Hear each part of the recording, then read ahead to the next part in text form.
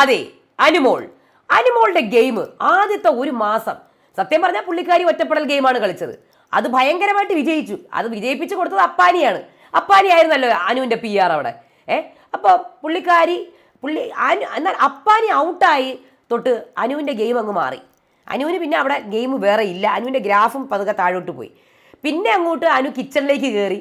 പിന്നെ വൈൽഡ് കാർഡുകൾ പിന്നെ അങ്ങോട്ട് കിച്ചണിലേക്ക് വൈൽഡ് കാർഡുകളൊക്കെ പിന്നെ മുന്നേല്ലോ കിച്ചണിലേക്ക് കയറി. പിന്നെ അത് കഴിഞ്ഞിട്ട് നെഗറ്റീവായെന്ന് മനസ്സിലായപ്പം നെഗറ്റീവായെന്നുള്ളൊരു ഹിൻറ്റുകൾ കിട്ടിയപ്പം പതുക്കെ ഒന്ന് ഒതുങ്ങാൻ തുടങ്ങി. പിന്നെ എല്ലാവരോടും ഒന്ന് ചിരിച്ച് കളിച്ച് ഒന്ന് സ്നേഹത്തോടെ നിൽക്കാൻ തുടങ്ങി. പിന്നെ ആദിലയും നൂറയുടെ അടുത്തേക്ക് അങ്ങ് പോയി. ഇപ്പോൾ അവർ ഭയങ്കര ഫ്രണ്ട്സാണ്. പാറ്റാ ഗേൾസ് എന്ന് പറഞ്ഞ് ഭയങ്കര ഒരു കോമ്പോസാണ്. 3 പേരുമുള്ള ഭയങ്കര കോമ്പോസ്. അത് ചിലതൊക്കെ നെഗറ്റീവായിട്ടൊക്കെ വരുന്നുണ്ട് കമൻസുകൾ, പോട്ടെ. എന്നാലും അനുവിൻ്റെ ഗെയിമിനെ കുറിച്ചാണ് ഞാനിവിടെ പറയുന്നത്. ഈ ഗെയിം സത്യം പറഞ്ഞാൽ ആദിലയും നൂറയുടെ ഗ്രൂപ്പിലേക്ക് ചേർന്നപ്പം അനുവിൻ്റെ ഗെയിം താന്നു പോയില്ലേ? നിങ്ങൾ പറ, അനുവിൻ്റെ ഗ്രാഫ് താഴോട്ടല്ലേ പോയത്? അനു അങ്ങ് അവരിലേക്ക് ഒതുങ്ങിപ്പോയില്ലേ? പിന്നെ കുറച്ച് ഫാൻസ് ഉണ്ട്, പിന്നെ അതുണ്ട് ഇതുണ്ടാകണമൊക്കെ ഇങ്ങനെ നിന്ന് പോകുന്നു. കുറച്ച് വോട്ടൊക്കെ ഉണ്ട്, ആദ്യമേ ഉണ്ടാക്കിയതൊക്കെ വെച്ചിട്ട് ഇങ്ങനെ നിന്ന് പോകുന്നു. അനുവിൻ്റെ ഗെയിം, അനുവിൻ്റെ ഗ്രാഫ് ഇപ്പം ഈ ആഴ്ച അനു നന്നായിട്ട് കളിച്ചായിരുന്നു. എന്തോന്ന് ആ ടാസ്കിൽ കളിച്ചു. പിന്നെ പറയേണ്ടടുത്തൊക്കെ പറയുന്നുണ്ട്. പക്ഷേ തുടക്കത്തിലെ ഉള്ള പോലത്തെ ഒരു ഗ്രാഫ് ഉണ്ടോ? എവിടെയും ചർച്ച അനു അങ്ങനെയില്ല. കാര്യം അങ്ങനെ ഒറ്റപ്പെടൽ ഗെയിം ഇല്ല, അതുകൊണ്ട് തന്നെ. പക്ഷേ പുള്ളിക്കാരുടെ കണ്ടന്റുകളെല്ലാം അങ്ങ് പോയി. പിന്നെ അത് മാത്രമല്ല, ആദിലയിലും നൂറയിലേക്ക് അങ്ങ് ഭയങ്കരമായിട്ട് അങ്ങ് ഒതുങ്ങിപ്പോയി അവരിലേക്ക് മാത്രമായി.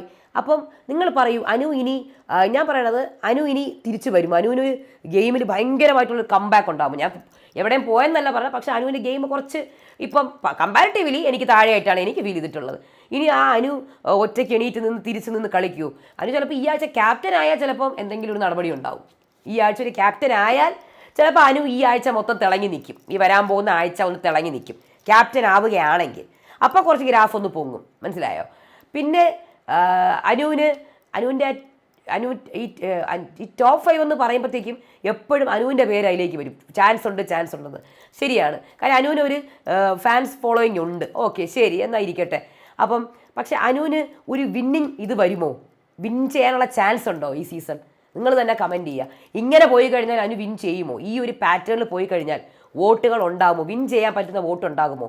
അതോ നൂറ അവിടെ കളിക്കുമോ? കാര്യം നൂറ ടാസ്കിൽ നന്നായിട്ട് പെർഫോം ചെയ്യും.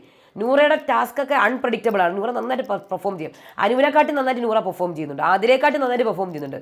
നൂറ ഇവിടെ കടത്തി വെട്ടുമോ? നിങ്ങൾ പറഞ്ഞേ. അൺപ്രഡിക്റ്റബിൾ ആണ്. എന്നാലും ഒന്ന് പറഞ്ഞു നോക്ക്, ഒന്ന് ഗസ് ചെയ്ത് നോക്കുക. ഇതൊക്കെ ആലോചിക്കണം. ഫാൻസ് എന്ന് പറഞ്ഞ് വെറുതെ സപ്പോർട്ട് മാത്രം ചെയ്താൽ പോരാ.